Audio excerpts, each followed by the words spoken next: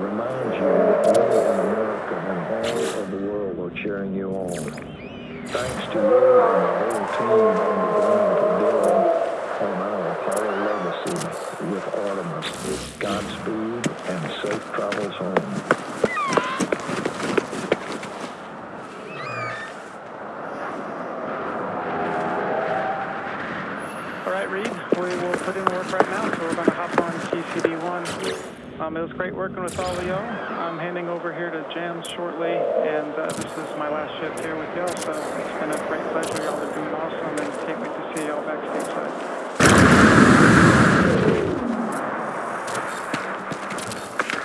Thanks, Mike.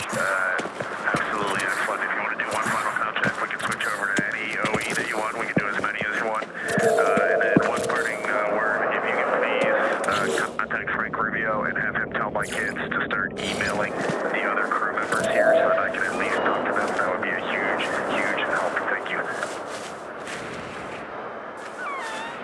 Hey, Reed, that's a simple thing. I'll make sure it gets done. Have a good one.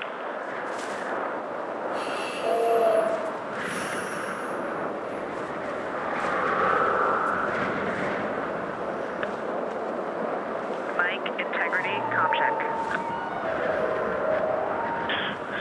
Christine, I got you loud and clear. Time out me.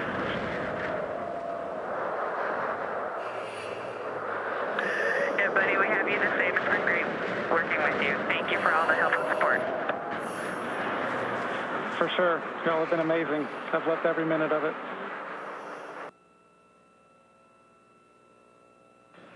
Good morning, good afternoon, happy Easter to all of you who celebrate, and welcome to the Artemis Mission Control Room here at Johnson Space Center in Houston, Texas.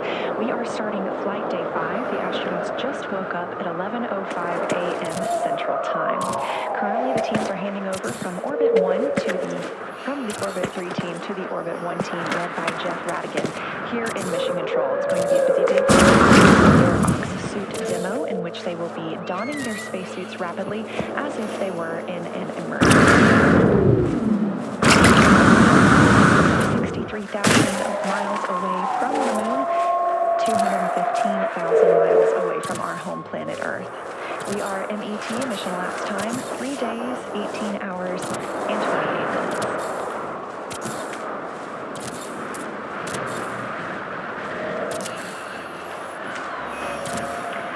Integrity crew, we are rolling.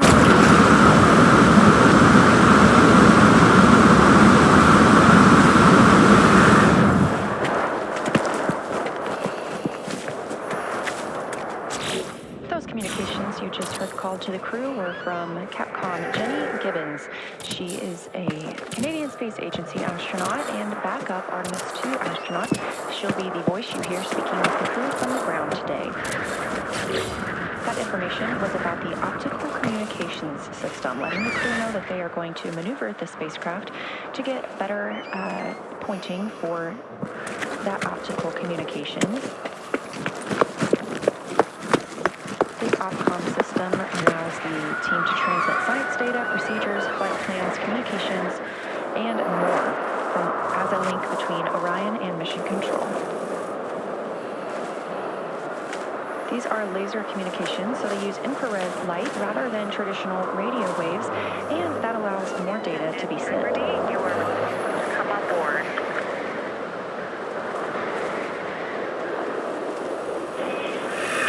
Copy, Christina. We are on board with you. Thank you.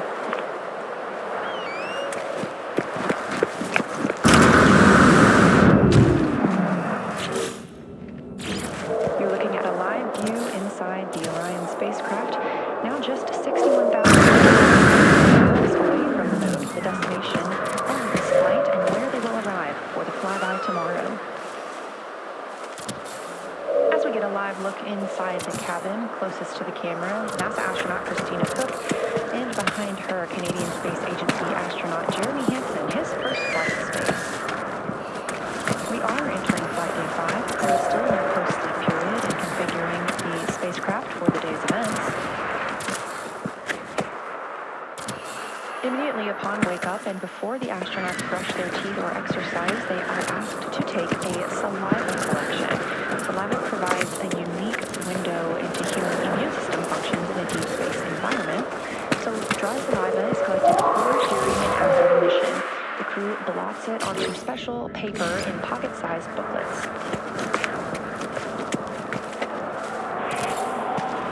Go ahead.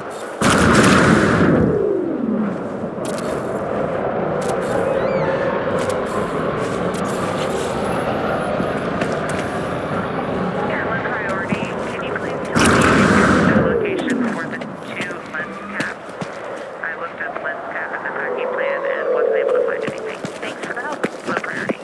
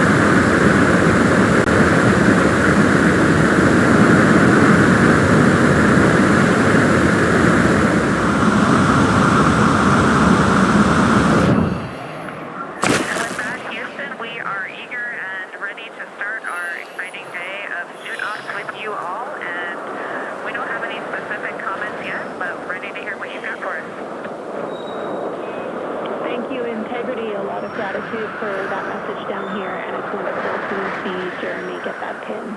So thank you for sharing with us. Inside the cabin, the crew is preparing the spacecraft for the Ox suit demo. Orion Crew Survival System Suit. That's what OX stands for. Today they will be donning their suits or getting into those suits. 2 will be doing so rapidly and 2 will be doing so at a normal pace. These suits are what the crew members wear during launch and re-entry. It's also what would protect them in the event of a depressurization in the spacecraft. These Orion Crew Survival System suits could keep the crew member wearing it in a breathable atmosphere for up to 6 days if Orion were to depressurize. Now, this is obviously the first time that humans have ever flown aboard Orion, so the first time we've gotten the opportunity to test out these suits. So after they put on the suits, they will pressurize them, and then they will install their seats. They uninstalled their seats following arrival in their high Earth orbit. And with these suits being pressurized, that seat install would be a little more difficult. Jenny, we are ready for the position to latch the leg assemblies onto the seat backs for 1 and 2. For both seats 1 and 2, you're looking for the seat pan position. You will be putting the pit pins in positions 3 and 7 for both seats.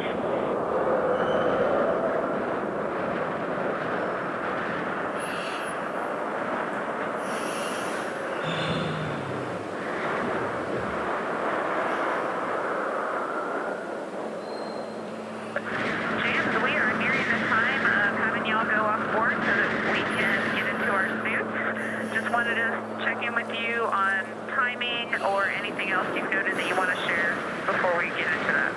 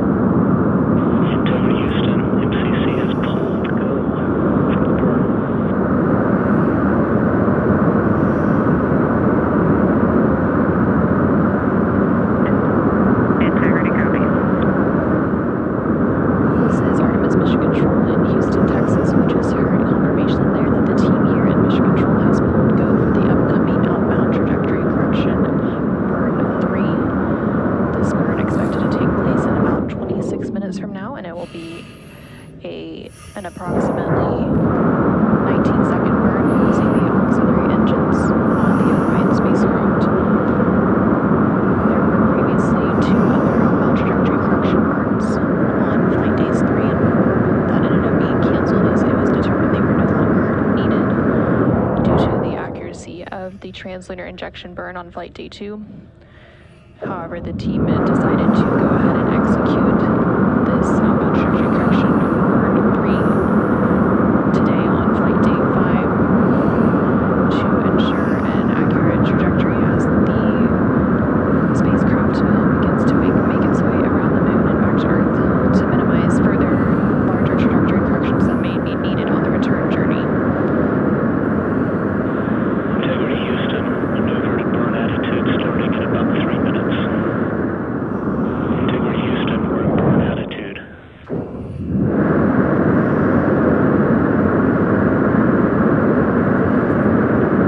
We see the same.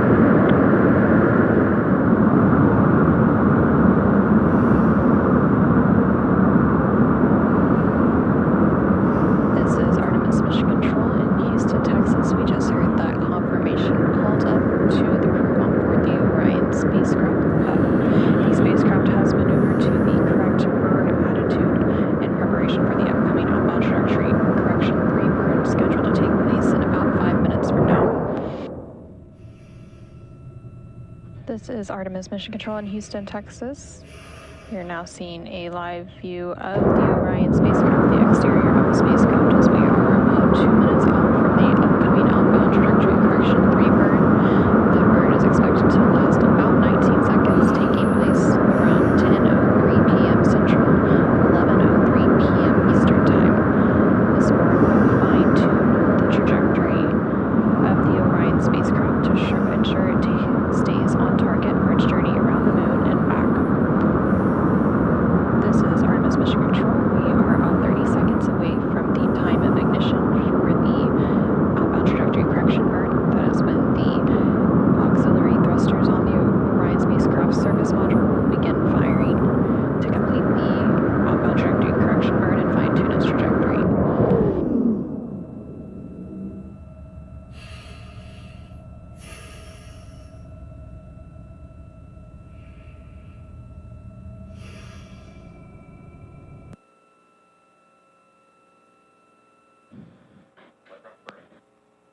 And we have confirmation that outbound trajectory correction burn is now underway.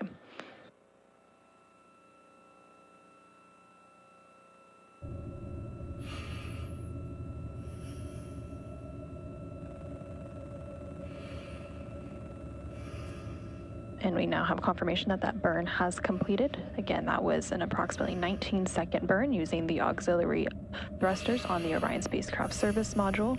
That burn completed at 10:03 p.m. Central Time, 11:03 p.m. Eastern Time to further fine-tune the Orion spacecraft's trajectory as it continues to make its way around the moon, and it was a good burn. Integrity Houston, good burn. We are assessing the details.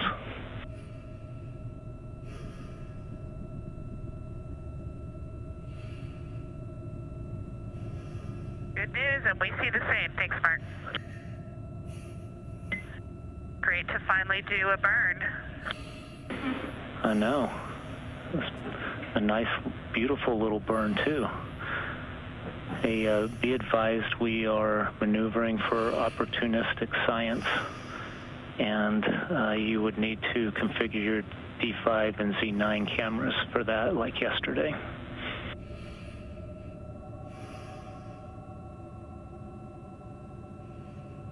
We are tracking and looking forward to it very much. We had a gorgeous view of a very big moon right out of window 2 during that burn. Well, right before the burn, before we maneuvered. It was awesome. And looks like we'll be back at window 2 for this as well. This is Artemis Mission Control. About 7 minutes ago, the Orion spacecraft executed the outbound trajectory correction 3 burn to fine-tune the trajectory of the Orion spacecraft as it continues to make its way around the moon, with that lunar flyby planned for tomorrow on flight day 6. now that that outbound trajectory correction burn is complete, teams will be maneuvering the Orion spacecraft into an attitude to be able to capture some opportunistic imaging of the moon.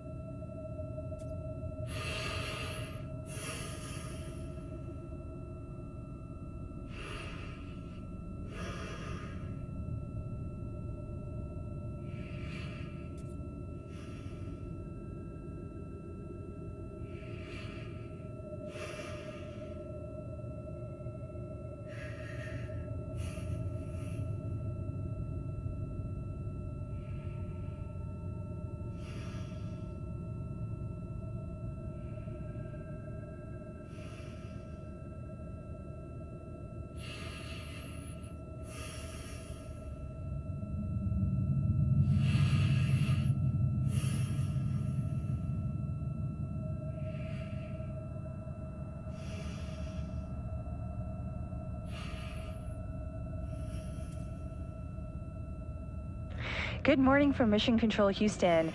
We are at a mission elapsed time of 4 days, 14 hours and 8 minutes and counting. This is flight day, the end of flight day 5, while the crew is currently in their sleep period. Orion is currently 23,000 miles away from the moon, and we are so excited. And I'm here with Lorelei Kirk. She is the Deputy Orion Imagery Lead, and she's going to tell us a little bit about what we're going to see today. So first off, Lorelei, welcome.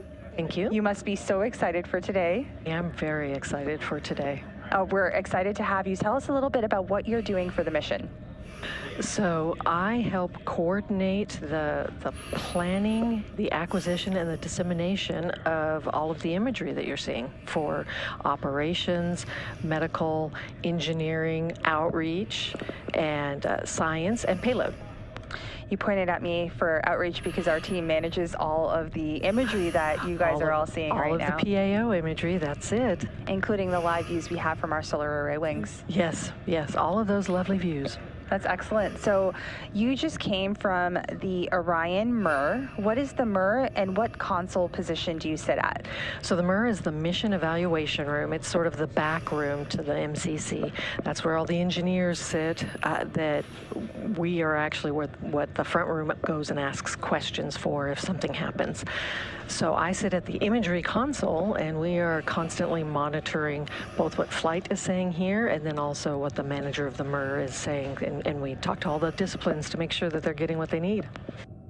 Excellent. And we have several cameras inside and outside of Orion. So I'd like to start with you talking about the live views we're seeing right now on our screen here, up here on the big board.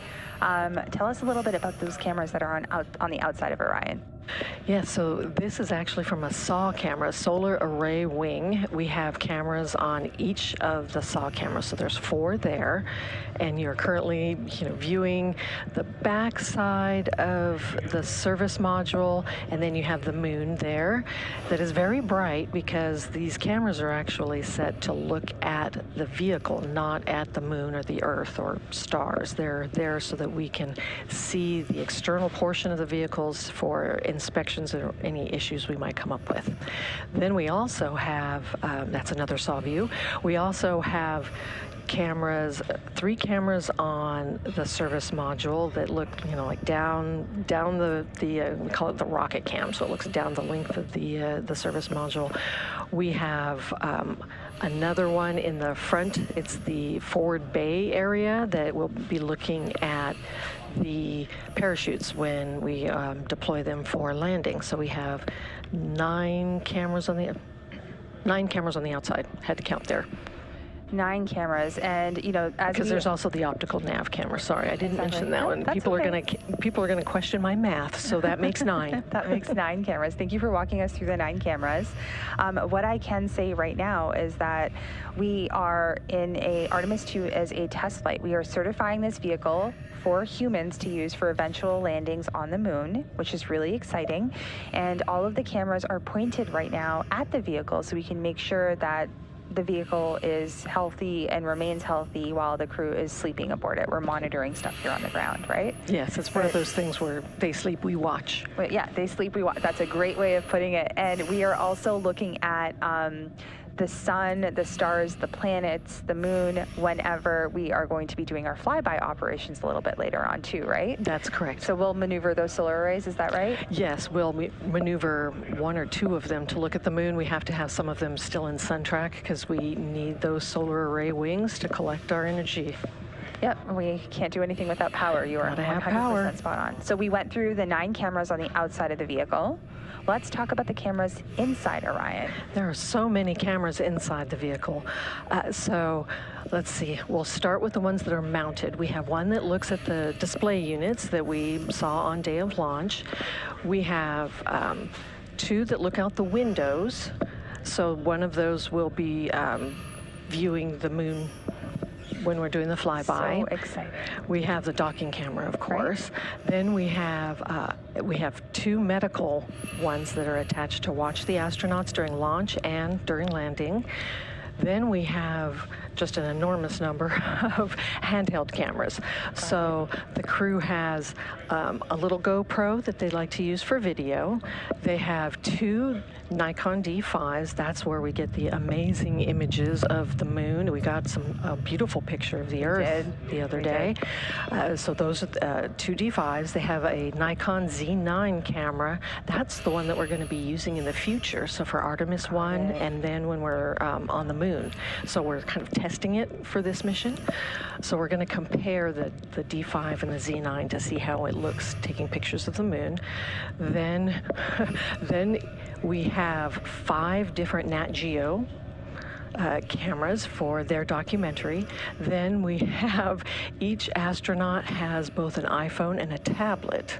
So there are so many, for a total of, on the whole vehicle, there are 32 different cameras or imaging sensors, I guess we can call them.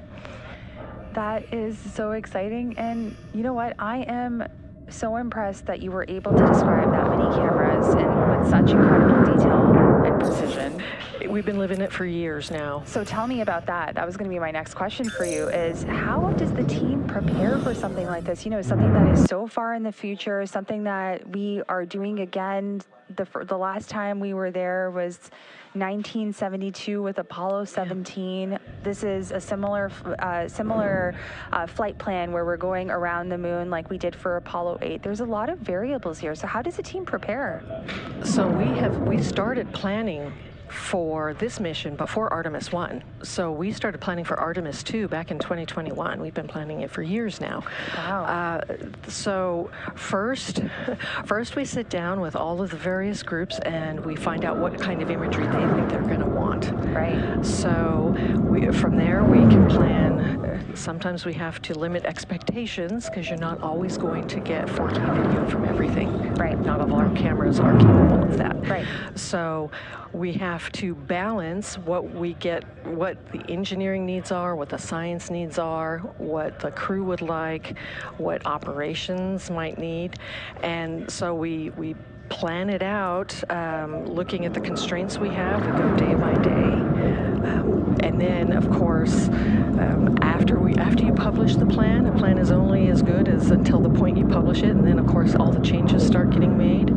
So we launched, and then we immediately knew that there were going to be, just because of the trajectory, there were going to be some changes that were going to need to be made. So we go back every day and look at some of the planning we need to do. And then, so we're planning daily. Sometimes we're replanning hourly. If something happens, or if they were to hear like a funny noise on something, they might want to look at that. So we'll have to do that right away.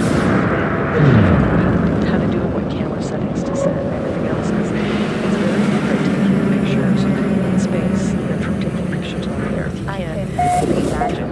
Yeah, you can't take pictures when it's dark. It's really dark.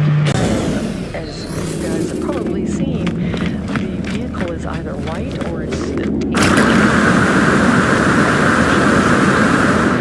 that can prove a challenge taking images of it because it's very reflective.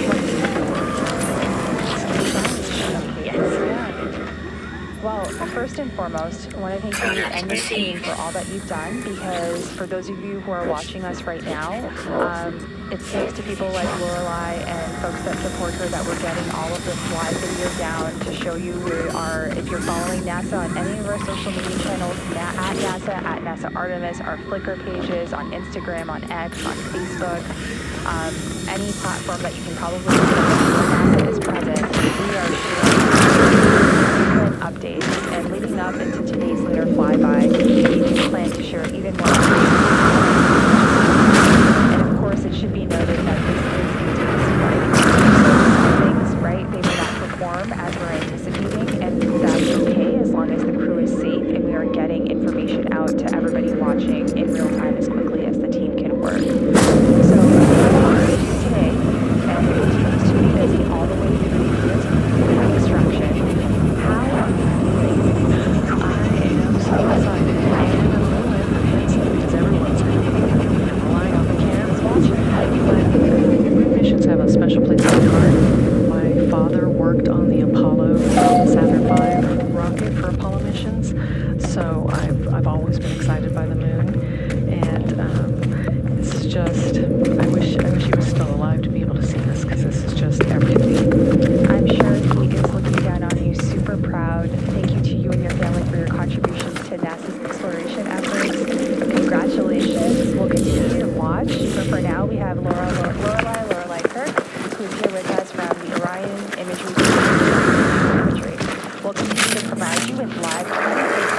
coverage of the mission. And as mentioned, we are at a mission elapsed time of 4 days, 14 hours, 19 minutes, and we are about 22,000 miles away from the moon. For now, this is Mission Control Houston.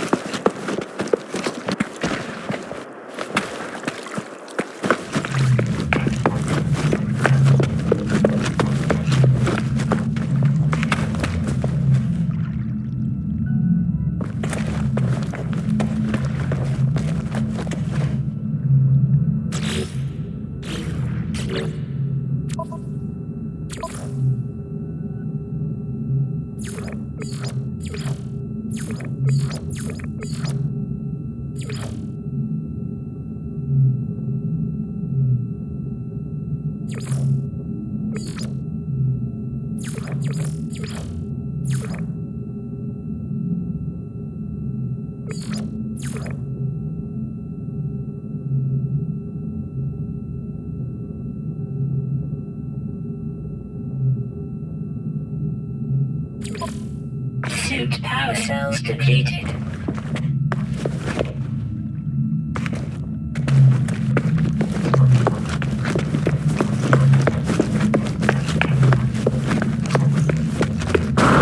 Life support offline.